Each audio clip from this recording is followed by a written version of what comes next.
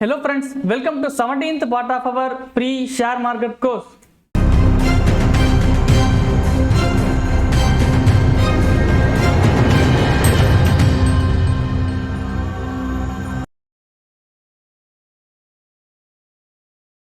நீங்க நம்ம சேனலுக்கு இப்பதான் ஃபர்ஸ்ட் டைம் வரீங்கன்னா ஃப்ரீ ஷேர் மார்க்கெட் கோர்ஸோட கம்ப்ளீட் பார்ட் பை பார்ட் வீடியோஸை சேனல் பிளேலிஸ்ட்ல ஒன் பை ஒன் அப்லோட் பண்ணிட்டு வரேன். ஃபர்ஸ்ட் பார்ட்ல இருந்து பாத்தீங்கன்னா நல்ல கிளாரிட்டி கிடைக்கும். ஷேர் மார்க்கெட்டுக்கு நீங்க புதுசுனா பெஸ்ட் ஷேர் புரோக்கரை சூஸ் பண்றதுல உங்களுக்கு டிஃபிகல்ட்டிஸ் இருந்துச்சுன்னா நான் பர்சனலா ட்ரேடிங் அண்ட் இன்வெஸ்ட்மெண்ட்டுக்கு யூஸ் பண்ற அஃபிஷியல் லிங்க் வந்து டிஸ்கிரிப்ஷன்ல கொடுத்துருக்கேன். வேணுங்கிறவங்க சைன் அப் பண்ணி ஓபன் பண்ணிக்கலாம். இந்த வீடியோவில் டைப்ஸ் ஆஃப் ஃபினான்ஷியல் மார்க்கெட்ஸை பற்றி தான் பார்க்க போகிறோம் ஃப்ரெண்ட்ஸ். லாஸ்ட் வீடியோவில் ஷேர் மார்க்கெட்டை பற்றி பார்த்துருந்தோம். ஆனால் ஷேர் மார்க்கெட்டை தாண்டி நிறைய டைப் ஆஃப் மார்க்கெட்ஸ் இருக்கு. என்னென்ன டைப் ஆஃப் மார்க்கெட்ஸ் இருக்குங்கிறதே தெரியாம தான் நிறைய பேர் சும்மா பணத்தை போட்டு லாஸ் பண்ணிட்டு இருக்காங்க. எதில் லாஸ் பண்ணணுங்கிறதே அவங்களுக்கு தெரிய மாட்டேங்குது. சும்மா யூடியூப்ல ஏதாச்சும் ஒரு ட்ரேடிங் ஆப்ஸை பார்த்துட்டு அதில் இன்வெஸ்ட் பண்ணுறங்கிற பேர் இன்வெஸ்ட் பண்ணி லாஸ் பண்ணிட்டு இருக்காங்க. எதில் பணத்தை போட்டோம், கமாடிட்டிஸில் போட்டோமா, இல்லை கரன்சியில் போட்டோமா, இல்லை ஃபாரக்ஸில் போட்டோமா, இந்த மாதிரி எதில் போட்டோம்னு கூட உங்களுக்கு தெரியாது ஃப்ரெண்ட்ஸ். ஜஸ்ட் இந்த மாதிரி தான் கேம்பிளிங் மாதிரி பண்ணிட்டு இருக்காங்க. ஷேர் மார்க்கெட்லேயே பார்த்தீங்கன்னா கேம்பிளிங் பண்ணுறாங்கன்னு நம்ம பார்த்துருக்கோம். ஆனால் ஷேர் மார்க்கெட்டை தாண்டி இத்தனை டைப் ஆஃப் மார்க்கெட் இருக்கு. இதுல எதுல போட்டா நமக்கு வந்து ரிஸ்க், எது வந்து ரெஜிஸ்டர்டு மார்க்கெட், எது அன்ரெஜிஸ்டர்டு மார்க்கெட்னே நிறைய பேருக்கு டிஃபரன்ஷியேஷனே தெரிய மாட்டேங்குது ஃப்ரெண்ட்ஸ். கிளியரா இந்த வீடியோ பார்த்து முடிக்கிறப்ப எது வந்து இந்தியாவில் அலோவ் பண்றாங்க, எதுல அலோவ் பண்ணல, சோ இந்த மாதிரி விஷயங்கள்லாம் கிளியரா பார்க்க போறோம். டைப்ஸ் ஆஃப் ஃபினான்ஷியல் மார்க்கெட்ஸ் முதல்ல ஃபர்ஸ்ட் பார்த்தறலாம். ஷேர் மார்க்கெட்ங்கிறது லாஸ்ட் வீடியோல பார்த்தாச்சு. செகண்ட் பாத்தீங்கன்னா கமாடிட்டிஸ் மார்க்கெட் இருக்கு, third currency market, fourth forex, fifth crypto currency market, sixth வந்து பாத்தீங்கன்னா எந்த மார்க்கெட்டும் கிடையாது. இது ஜஸ்ட் ஒரு ட்ரேடிங் ஆப் ஆர் வெப்சைட் தான் ஃப்ரெண்ட்ஸ். இதுல வந்து என்ன நடக்கும்னு கேட்டீங்கன்னா இந்த ஃபாரெக்ஸ், கிரிப்டோ கரன்சி இல்ல ஷேர் மார்க்கெட்ஸை பேஸ் பண்ணி பாத்தீங்கன்னா இவங்களே வந்து ஆர்டிஃபிஷியலா ஏதாச்சும் ட்ரேடிங் ஆக்டிவிட்டிஸை கிரியேட் பண்ணி உங்களை ட்ரேட் பண்ணி இன்வெஸ்ட் பண்ண வைப்பாங்க. ஸோ இது பியூர்லி பார்த்தீங்கன்னா கேம்பிளிங் தான் ஃப்ரெண்ட்ஸ். ஆக்சுவலாக யூடியூப் சேனல்ஸ்ல நிறைய பேர் ப்ரொமோட் பண்றது இந்த மாதிரி ஆப்ஸ் தான் ப்ரொமோட் பண்றாங்க. இந்த ஆப்ஸ் ட்ரேடிங் ஆப் யூஸ் பண்ணுங்க, நல்லா ஏர்ன் பண்ணலாம் அப்படிங்கிற மாதிரினா பெரிய பெரிய யூடியூபர்ஸே வந்து சில வீடியோஸ்ல போடுறாங்க பாத்தீங்களா. ஸோ அவங்களுக்கு ஒரு 50,000 கிடைக்குது, 1 லட்சம் கிடைக்குது, 2 லட்சம் கிடைக்குதுங்கிறதுக்காக ஒரு சோஷியல் ரெஸ்பான்சிபிலிட்டியே இல்லாம இஷ்டத்துக்கு பைனரி ட்ரேடிங் ஆப்ஸ் தான் ஃப்ரெண்ட்ஸ் நம்ம யூடியூப் சேனல்ஸ் நிறைய பேர் ப்ரோமோட் பண்ணிட்டு இருக்காங்க. அதுவும் சின்ன சேனல்ஸ் கூட இல்ல ஃப்ரெண்ட்ஸ், பெரிய பெரிய மில்லியன் வியூஸ் வச்சிருக்க சேனல்ஸ், அதாவது என்டர்டைன்மெண்ட் வீடியோஸ்லாம் போடுறாங்க பாத்தீங்களா. மோஸ்ட் ஆஃப் த பீப்புள் வந்து இதை தான் ப்ரோமோட் பண்றாங்க. ஒன்னு ஆன்லைன் ரம்மியை ப்ரோமோட் பண்றாங்க, இல்லைன்னா இந்த பைனரி ட்ரேடிங் ஆப்ஸை ப்ரோமோட் பண்றாங்க. நம்ம மக்கள் நிறைய பேர் அவேர்னஸ் இல்லாம பைனரி ட்ரேடிங் ஆப்ஸ் தான் ஷேர் மார்க்கெட் போலக்குன்னு நினைச்சிடுறாங்க ஃப்ரெண்ட்ஸ். இந்த மாதிரியும் நிறைய பேர் இருக்காங்க. இந்த வீடியோ பார்த்து முடிக்கும் போது ஒவ்வொரு மார்க்கெட்டும் என்னங்கிறது கிளியரா உங்களுக்கு புரிஞ்சிடும். எல்லாத்தையும் இன்டெப்தா சொல்ல போறது இல்ல ஃப்ரெண்ட்ஸ், எல்லாமே பெரிய பெரிய சாப்டர்ஸ். ஓகேவா, இதுல வந்து உங்களுக்கு என்னென்னு தெரிஞ்சுக்கிட்டா நீங்க போதும். உங்களுக்கு டிஃபரன்சியேஷன் தெரிஞ்சாலே உங்களுக்கு எனப் தான். ஃபர்ஸ்ட் ஒன் பை ஒன்னா பாத்திரலாம் ஃப்ரெண்ட்ஸ். கமாடிட்டிஸை ஃபர்ஸ்ட் பாத்திரலாம். கமாடிட்டிஸ் மார்க்கெட்டை நம்ம ட்ரேட் பண்ணோம்னா எம்சிஎக்ஸ்ங்கிற எக்ஸ்சேஞ்சில் நம்ம பண்ண முடியும். எம்சிஎக்ஸ்ங்கிற எக்ஸ்சேஞ்ச் என்னன்னு கேட்டீங்கன்னா என்எஸ்சி பிஎஸ்சிங்கிற எக்ஸ்சேஞ்ச் மாதிரி கமாடிட்டிஸ் தான் டிரான்சாக்ஷன் பண்றதுக்கு இந்தியன் கவர்மெண்ட் அப்ரூவ் பண்ண எக்ஸ்சேஞ்ச் தான் எம்சிஎக்ஸ். இதுவும் பாத்தீங்கன்னா மும்பைல லொகேட் ஆயிருக்கு. இந்தியாவில் உள்ள மோஸ்ட் ஆஃப் த எக்ஸ்சேஞ்ச் பாத்தீங்கன்னா மும்பைல தான் உங்களுக்கு இருக்கு. இதுல வந்து பாத்தீங்கன்னா என்னென்ன ட்ரேடிங் ஆக்டிவிட்டிஸ் நடக்கும்னு கேட்டீங்கன்னா புல்லியன் சொல்லப்படக்கூடிய கோல்டு, சில்வர்ங்கிற விஷயங்கள்லாம் நம்ம ட்ரேட் பண்ணலாம். எனர்ஜி செக்டார்ல நேச்சுரல் கேஸ், க்ரூட் ஆயில் இதெல்லாம் ட்ரேட் பண்ணலாம். பேஸ் மெட்டல்ஸ்ல brass, aluminium, lead, copper, zinc இதெல்லாம் ட்ரேட் பண்ணலாம். அண்ட் ஆல்சோ பாத்தீங்கன்னா அக்ரிகல்ச்சர் கமாடிட்டிஸ்ல காட்டன், ரப்பர் இந்த மாதிரி விஷயங்களையும் ட்ரேட் பண்ணலாம். சோ இந்த மாதிரி விஷயங்கள்லாம் வந்து எம்சிஎக்ஸ் மார்க்கெட்ல ட்ரேட் பண்ணலாம் ஃப்ரெண்ட்ஸ். ஷேர் மார்க்கெட்ல நம்ம ப்ரீவியஸ் வீடியோல பார்த்திருந்தோம். நம்ம வந்து ஷேர்ஸை ட்ரேட் பண்றோம், ஷேர்ஸோட டெரிவேட்டிவ்ஸா ட்ரேட் பண்றோம், இண்டெக்ஸ்னா ட்ரேட் பண்றோம். ப்ரீவியஸ் வீடியோல பார்த்திருந்தோம். கமாடிட்டிஸ்ல இந்த மாதிரி உங்களுக்கு வந்து கோல்டு, சில்வர், நேச்சுரல் கேஸ் இந்த மாதிரி விஷயங்கள்லாம் ட்ரேட் ஆகுதுங்கிறது தெரிஞ்சுங்க. சோ இதுக்கு மார்க்கெட் டைமிங் என்ன ப்ரோ அப்படின்னு கேட்டீங்கன்னா இது ரெண்டு விதமான டைமிங்ல ரன் ஆகுது ஃப்ரெண்ட்ஸ். ஒரு 6 மாசம் பாத்தீங்கன்னா 9 AM ஸ்டார்ட் பண்ணி 11:30 நைட் வரைக்கும் வச்சிருப்பாங்க. இன்னொரு 6 மாசம் பாத்தீங்கன்னா 9 AM ஸ்டார்ட் பண்ணி 11:55 வரைக்கும் வச்சிருப்பாங்க. அது என்ன ப்ரோ, ஷேர் மார்க்கெட்டே உங்களுக்கு வந்து 3:30 மணி வரைக்கும் தானே இருக்கு, கமாடிட்டிஸ் மார்க்கெட்டே நைட் வரைக்கும் இருக்குன்னா இந்த கமாடிட்டிஸ் எல்லாமே கோல்டு, சில்வர் எதா இருக்கட்டும், இது எல்லாமே இன்டர்நேஷனல் ரெஃபரன்ஸ் தேவைப்படும் உங்களுக்கு.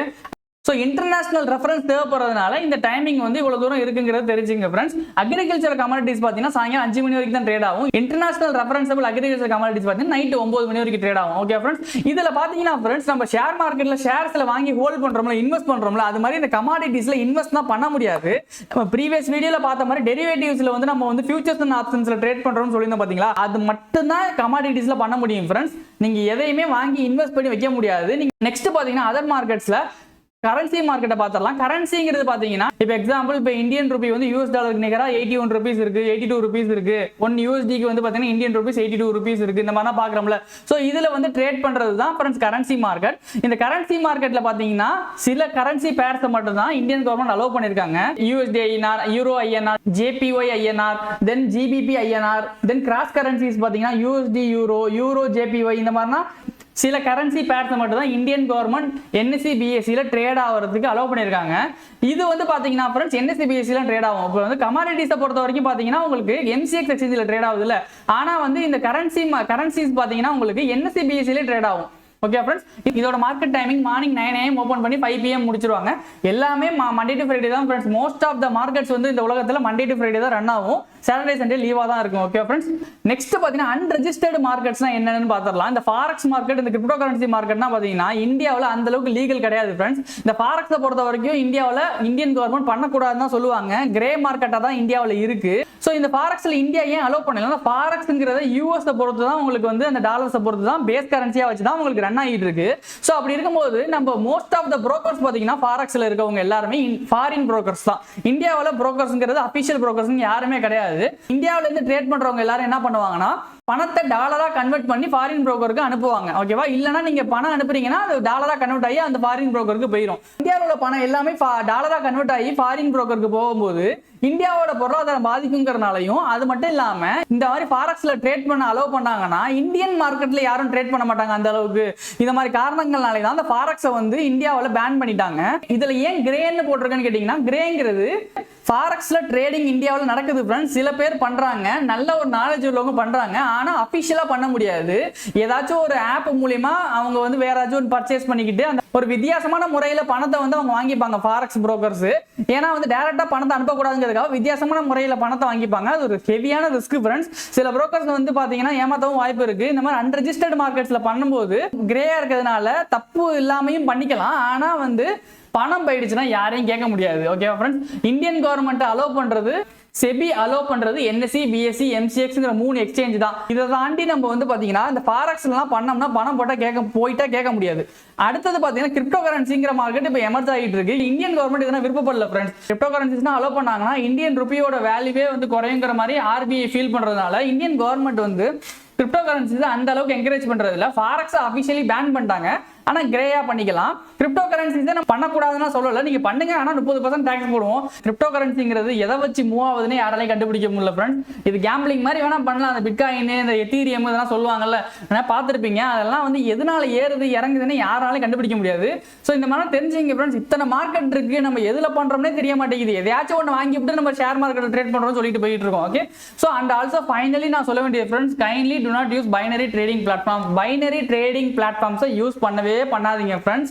தயவு செய்து இது ரொம்ப முக்கியமான விஷயம். இந்த மாதிரி விஷயங்கள்ல வந்து மாட்டிக்காதீங்க. இந்த unregistered market forex, crypto currencies இதெல்லாம் நீங்க வந்து பண்ணி பணம் போயிடுச்சுன்னா யாரையும் கேட்க முடியாது. ஓகே ஃப்ரெண்ட்ஸ், ஃபைனலா நான் சொல்ல வேண்டியது என்ன கேட்டீங்கன்னா, share market, commodity and currency market இது எல்லாமே செபி ரெஜிஸ்டர்டு மார்க்கெட்ஸா இருக்கு ஃப்ரெண்ட்ஸ். NSE BSE MCX இந்த எக்ஸ்சேஞ்சஸ்ல ட்ரேட் ஆகிற விஷயங்கள்ல பண்ணா மட்டும்தான் சேஃப். அதை நம்ம ரெஜிஸ்டர்டு செபி கிட்ட ரெஜிஸ்டர் ஆன ஷேர் புரோக்கர் மூலியமா மட்டும்தான் இந்த 3 விஷயத்திலேயே நம்ம ட்ரேடிங் அண்ட் இன்வெஸ்ட்மெண்ட் பண்றது சேஃப் ஃப்ரெண்ட்ஸ். ஓகே, இதை தாண்டி வந்து ஃபாரெக்ஸ்ல பண்ணணும்னு நினைச்சீங்கன்னா பணம் போச்சுன்னா யாரும் கேட்க முடியாது. கிரிப்டோ கரன்சி மார்க்கெட்டும் பாத்தீங்கன்னா உங்களுக்கு அந்த அளவுக்கு இந்தியன் கவர்மெண்ட் என்கரேஜ் பண்ணல.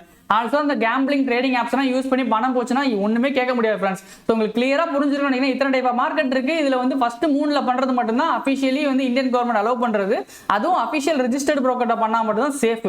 ஆல்ரெடி நம்ம கரெக்டா அனலைஸ் பண்ணாம பணத்தை லாஸ் பண்ணிட்டு இருக்கோம். ஷேர் மார்க்கெட்ல கேம்பிளிங் மாதிரி பண்ணி லாஸ் பண்ணிட்டு இருக்கோம்.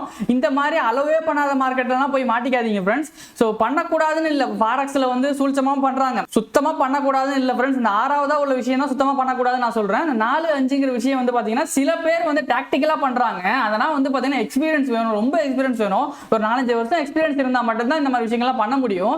ஆனா வந்து இன்கேஸ் வந்து ஏதாச்சும் தப்பா பண்ணி மாட்டிக்கிட்டா, தப்பா ஏதாச்சும் ஒரு தவறான போக்குவரத்தை மாட்டிக்கிட்டு நம்ம பணம் போனாலும் கேட்க முடியாது. ஆல்சோ பாத்தீங்கன்னா ஏதாச்சும் ஒரு டிரான்சாக்ஷன்ல வந்து RBIக்கு வந்து ஒரு டவுட் வந்துட்டா கூட நம்மள வந்து என்கொயரிக்குள்ள கொண்டு வரவும் வாய்ப்பு இருக்கு. இந்த மாதிரி விஷயங்கள் இந்த ஃபாரெக்ஸ் மார்க்கெட்ல இருக்கு. சோ டைப்ஸ் ஆஃப் மார்க்கெட்ஸை பத்தி உங்களுக்கு கிளியரா புரிஞ்சிருக்கும்னு நினைக்கிறேன் ஃப்ரெண்ட்ஸ். நெக்ஸ்ட் வீடியோல NSE BSE பத்தி டிஃபரன்ஸ் பார்த்துடலாம் ஃப்ரெண்ட்ஸ். ஏன்னா NSE BSE 2 எக்ஸ்சேஞ்ச் ஏன் இருக்கு, நம்ம எதுல பண்ணலாம், எதுல பண்ணா வந்து அதிக வால்யூம்ஸ் இருக்கும், நிறைய பேர் எதுல வருவாங்க, இந்த மாதிரி விஷயங்கள்லாம் நெக்ஸ்ட் வீடியோல கிளியரா பார்த்துடலாம் ஃப்ரெண்ட்ஸ். Thank you friends.